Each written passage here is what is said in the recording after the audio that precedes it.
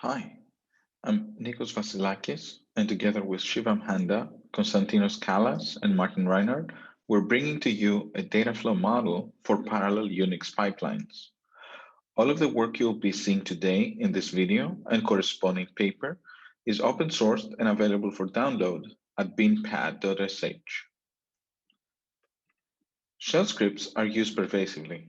They're used for orchestration and deployment of modern container workloads, for succinct and concise data processing, and for other automation and configuration tasks.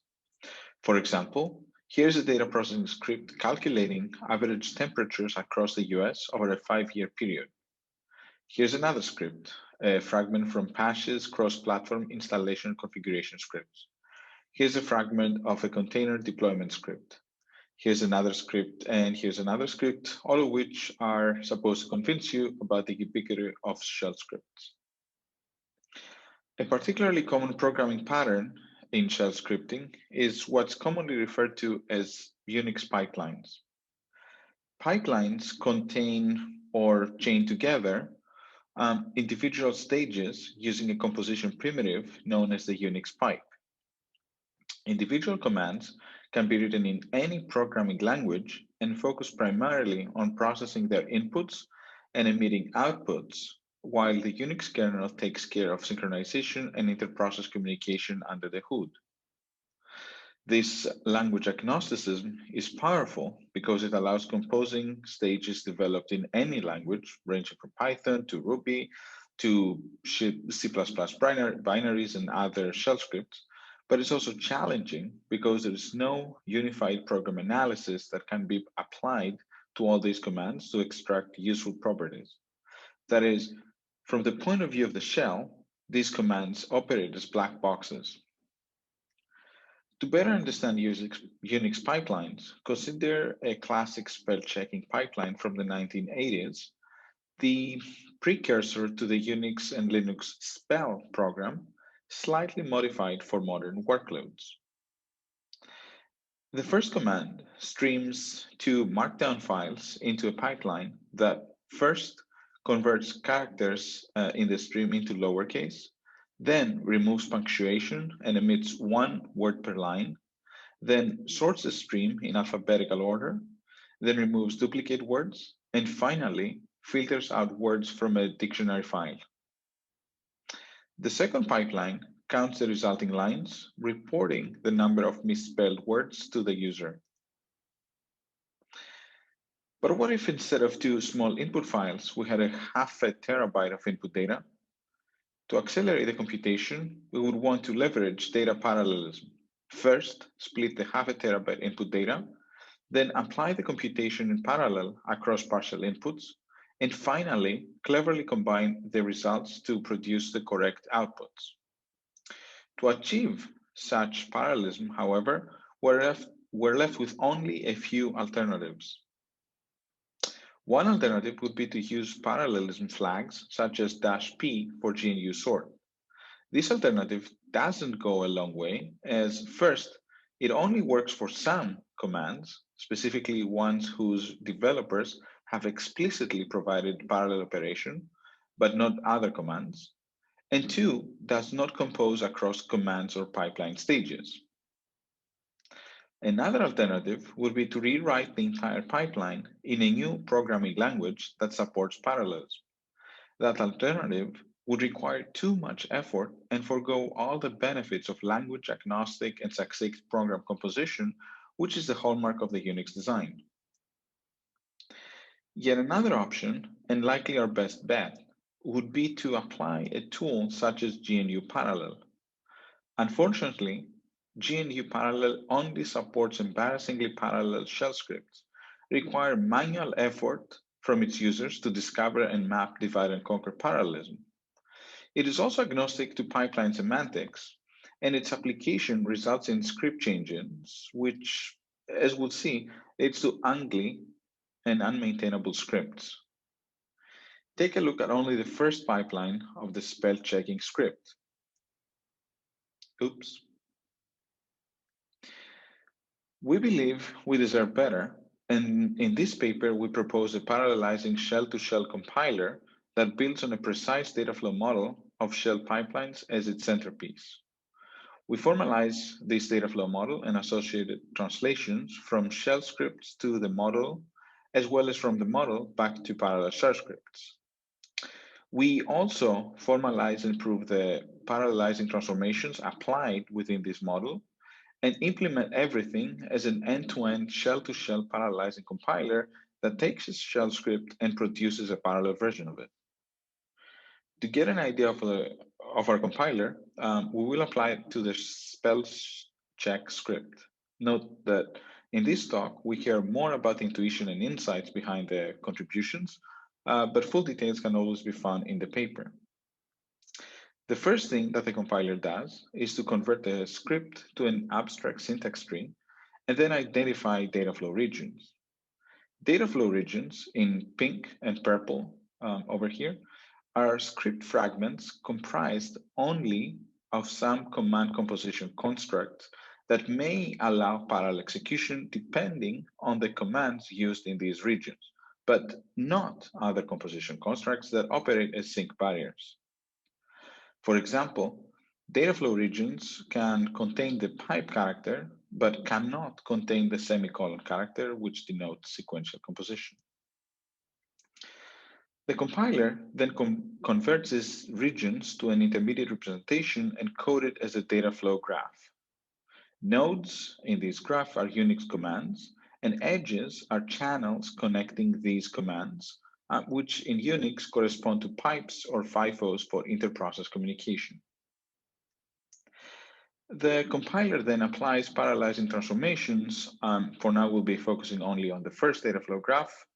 It first parallelizes individual commands, adding nodes for splitting inputs and merging partial outputs, as in the tr example command here, and then starts pushing parallelism further across the Dataflow graph. First to the two TRs, and then towards sort and other commands in the Dataflow graph.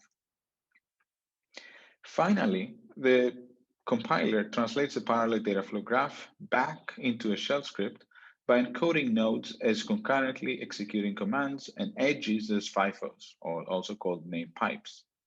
It leverages explicit synchronization primitives provided by the shell to guide the parallel execution of the parallel script.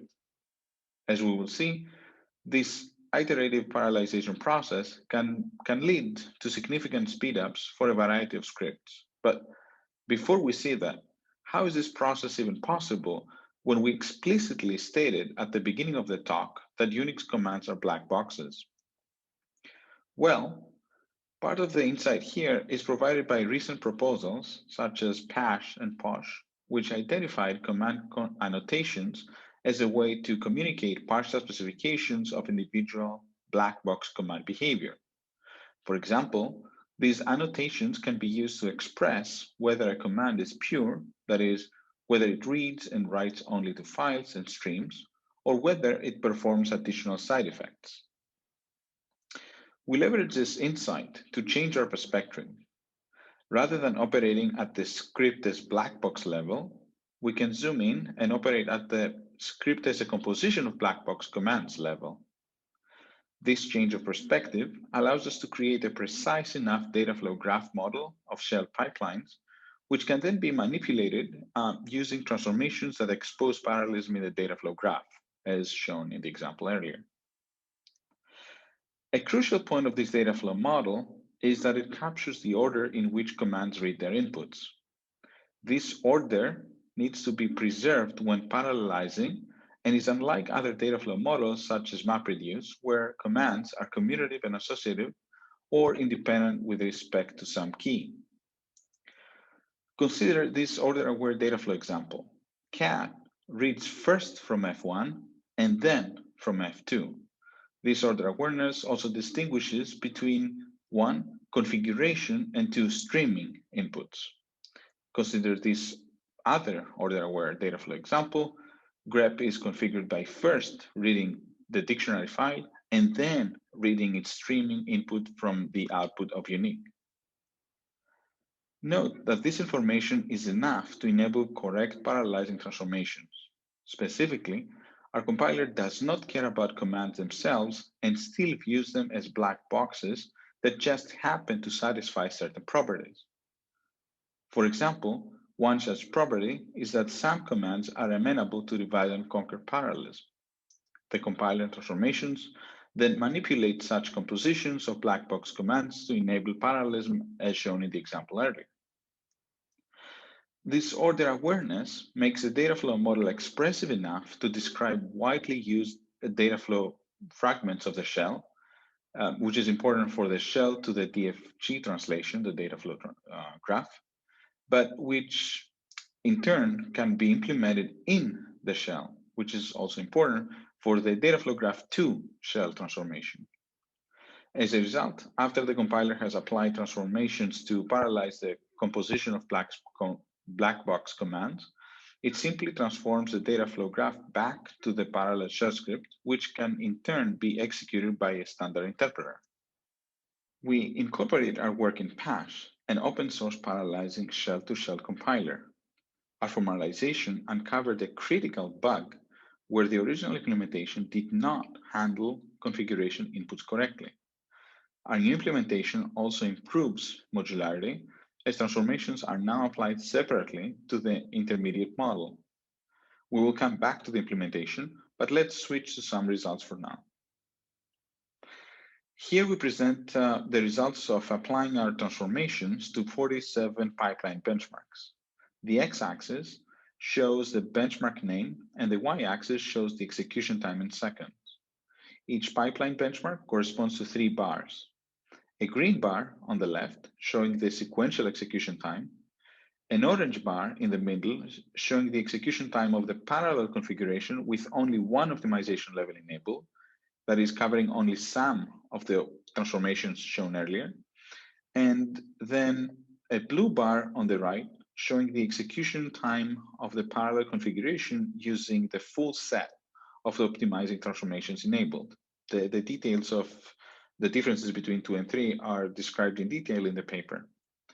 All parallel bars are configured with a 16x parallelism degree, and speedups average 2.26 times and 6.16 times for the 2 optimization levels respectively. Now, returning to the implementation, we want to emphasize that our work is open source. It is under continuous development with several contributors, and recently has been accepted as a Linux Foundation project, something that we're very excited about. More information about our work can be found on the paper and associated website. Thank you very much.